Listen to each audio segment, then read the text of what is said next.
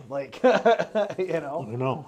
Hey, everybody, it's Bjorn, It's Burke, and we, are the B team. today, we're going to talk a little bit about disclosures in Minnesota and a unique situation, or actually a couple unique situations. So you're going to want to stay tuned for this. Yeah.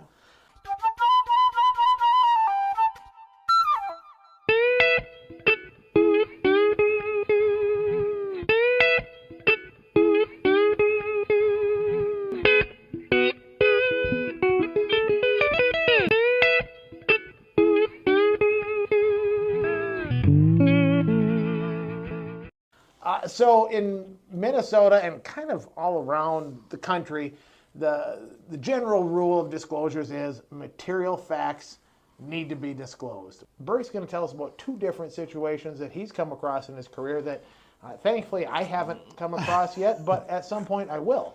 Yeah. So, my first ever home as a realtor, 2 weeks before closing, we found out that the current owners both buried their parents in the backyard. So, there's 4 bodies in the backyard. And on the disclosures, like Bjorn was talking about, there is actually a spot that says, are there any burials or remains on the property? And that was checked yes. So, kind of back up a little bit. I should already know this as a realtor to look at the disclosures.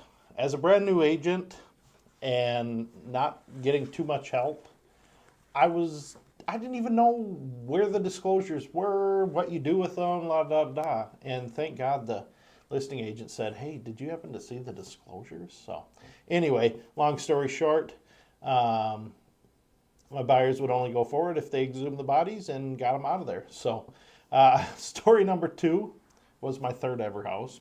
Actually says right on the disclosure, or right on the listing, that it was the scene of a murder-suicide. Typically, those homes don't sell.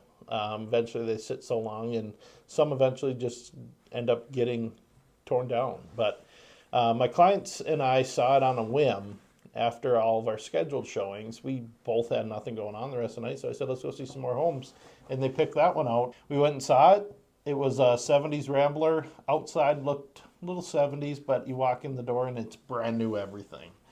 They're like, wow, this is amazing. So anyway, they loved the property and wanted to go see it again in the morning. So I did my research, saw this note about the murder-suicide, and a buddy or coworker of mine told me just tell them about it and just move on to the next one. No one buys those. And call my guy and say, hey, bad news. This is the deal. And he didn't skip a heartbeat. So anyway, they weren't bothered by it, went forward with the house, loved it.